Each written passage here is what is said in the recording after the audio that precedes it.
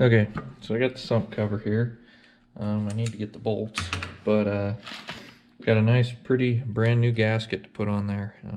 Brand new Briggs and Stratton gasket. So let me get the bolts found, and then we'll get this bad boy set up.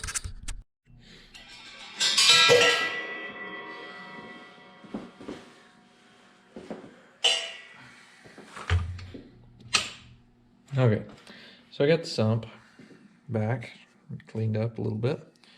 So everything is pretty much done inside of this guy. So I'll put a little oil on the gears, a little more on the cam, a little bit in the spots where it's going to take, where it's going to need that lube. The places where it's going to need a little bit extra lube, when it starts up, because it'll be dry. So anyways, next step, put the sump cover on, like so, and flip the whole thing.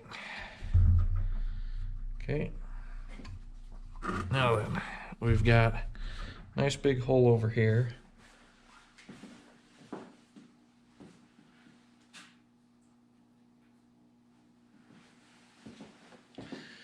And there's a plug looking thing and then a little gasket. This is, I think, the original one. Just reuse it because it looks to be in good shape. So that guy goes on there, the longer of the two, with this one had a star washer on it, so we'll put that back on. And then tighten it down.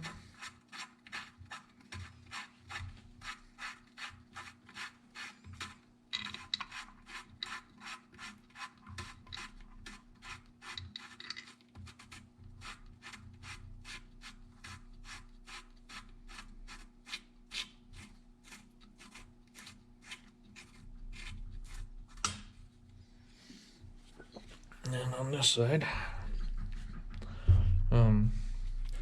same procedure. Looks like somebody had a little fun with an angle grinder and put a slot in it for us.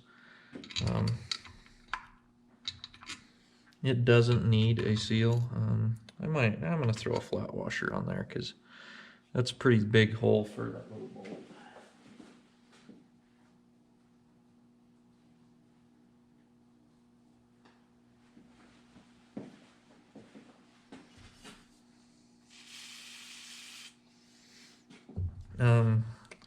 Main reason why this engine's gray is because I sandblasted it.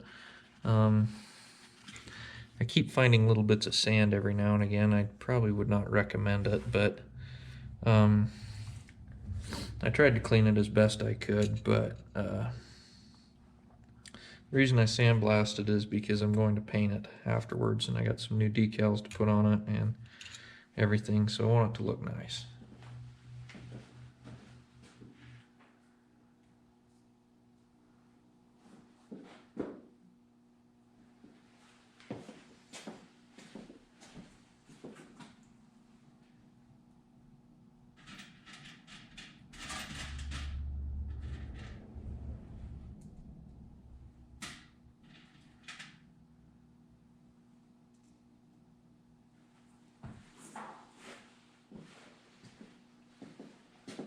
Make sure that that's all going to jive. Looks like it will. And I think somebody put a slot in it so that they could get at it with a screwdriver. We obviously know that somebody's been into this engine once before. For what reason, who knows, but anyways, snug that guy down with a screwdriver. I'm going to look in the book and see if I can't find a torque spec for these guys, and then I'll come back.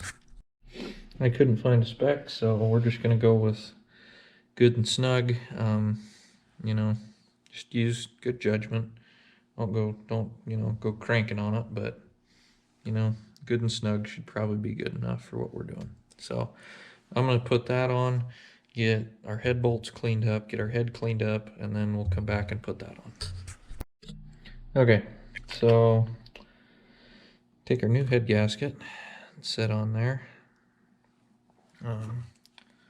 put a little oil down on the bore there to kind of let it soak in and make sure that everything gets nice and lubed up in there.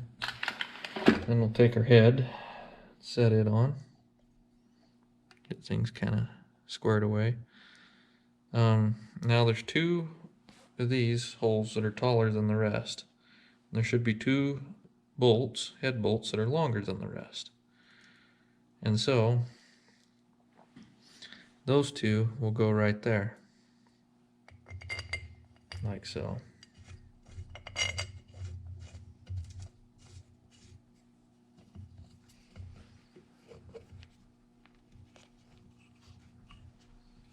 A little bit gummy in there. Don't know why. No, it's because that one's been rounded off a little bit. I'll have to fix that.